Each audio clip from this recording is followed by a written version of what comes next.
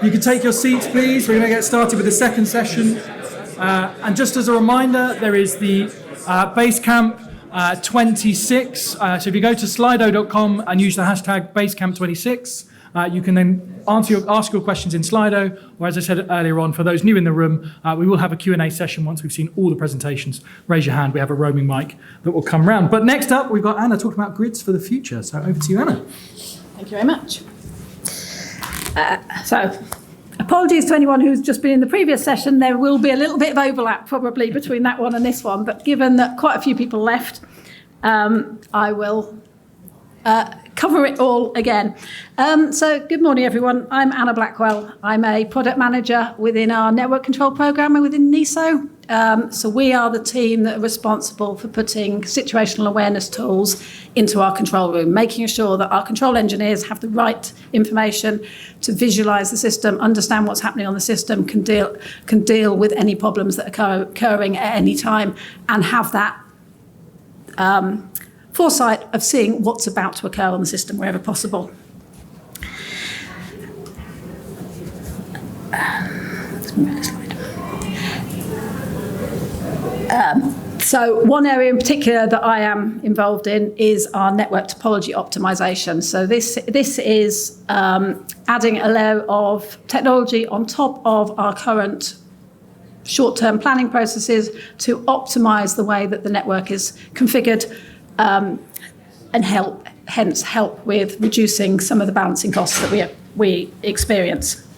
And there are a number of problems that we've pitched today that are related to this new area that we're looking at. This one around the requirement for AC power flow models. So anyone who isn't aware, NESO is the National Energy System Operator. So we were created by separating out from National Grid 18 months ago. And we're responsible for the planning and delivery of energy across the GB system. We do not own any of the assets, but we do the network planning. And on the electricity side, we do all of the system operations. So our role as that system operator for Great Britain means that we need to ensure the system is reliable, efficient, economic and secure for any credible faults that happen. And that is becoming an increasing challenge as we move away from the traditional large fossil fuel units around the country to more smaller, sustainable but less predictable generation and less repeatable and predictable demand as well from a transmission point of view. A key role of that transmission system is to route the power from A to B. So our system is really, really complex, and there are lots of ways to get energy from a generator to demand.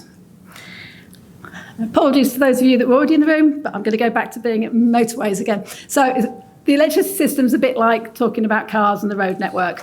If you were trying to drive from Edinburgh to London, you would probably aim to do most of it on motorways. That's the quickest way of getting from A to B.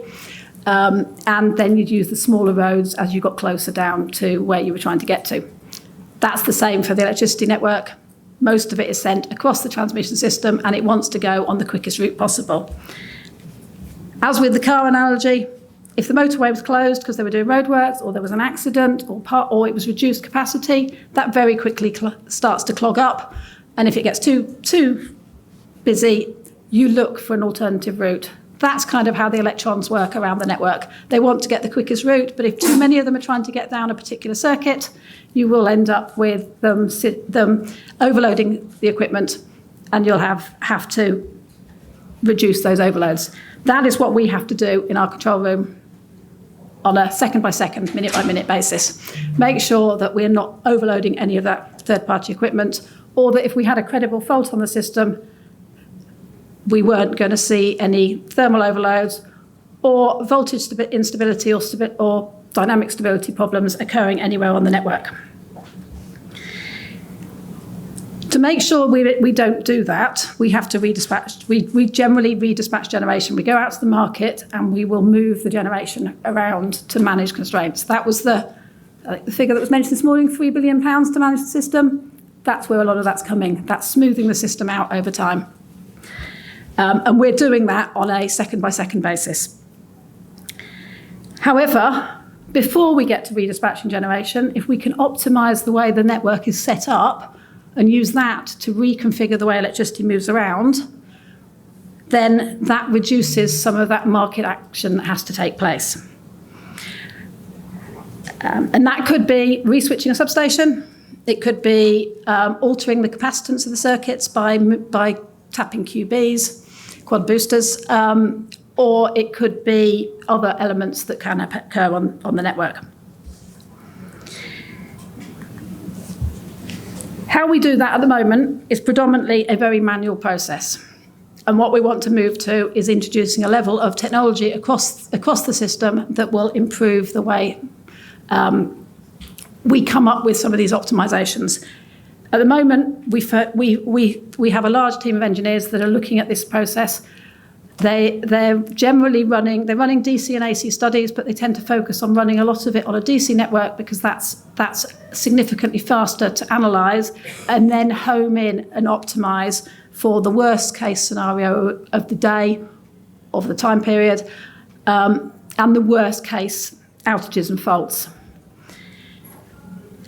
That's fine, but the amount of data we're dealing with, and we've got constant change with generation patterns, demand patterns occurring on the system at any one time, and so that optimisation goalpost is constantly moving. And to be able to keep up with that, we need faster and faster tools.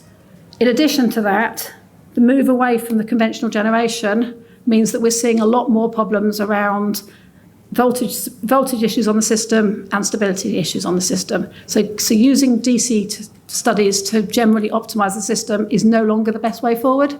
We need AC studies, but the current technology is slow.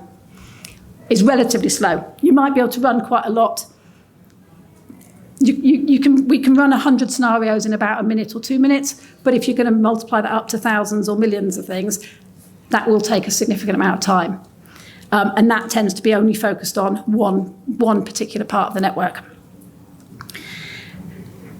So to achieve this, we need to be able to move towards AC studies that match that DC capability. And that is predominantly what we're coming here to ask for today. Is there any suggestions out there as to how we could improve and move on with our AC scenarios so that we can then introduce them across the board with this added layer of technology on top so that we can automate a lot more of the process?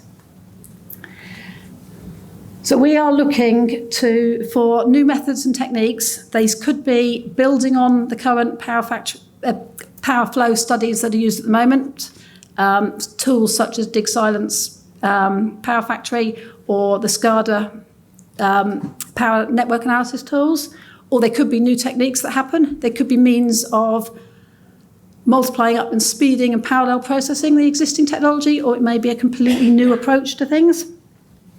Ideally, we'd be looking for solutions that work with network models that were within our existing tool sets, so within either our existing SCADA models or the models that we're using for our offline analysis tools.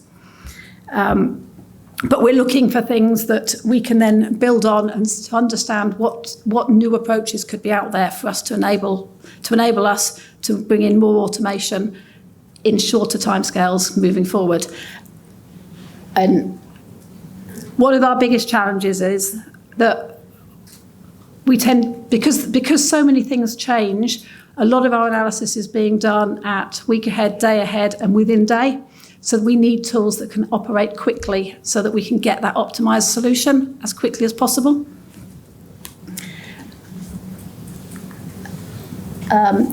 And then just to finalise, so I mentioned that a lot of this is driving into where we want to go with network topology optimisation. We ran a NIA study last summer that looked at analysing the status of network topology optimisation around the world. So it brought together the sorts of work that's being done in some of the European TSOs at the moment to start to bring some of this automation in place and identify where the gaps are. Currently, there's quite a lot of work going on around the world looking at DC algorithms and DC solutions, but because of the increasing problems we're seeing on the network, we want to move that towards AC algorithms that can then help us solve for voltage scenarios as well.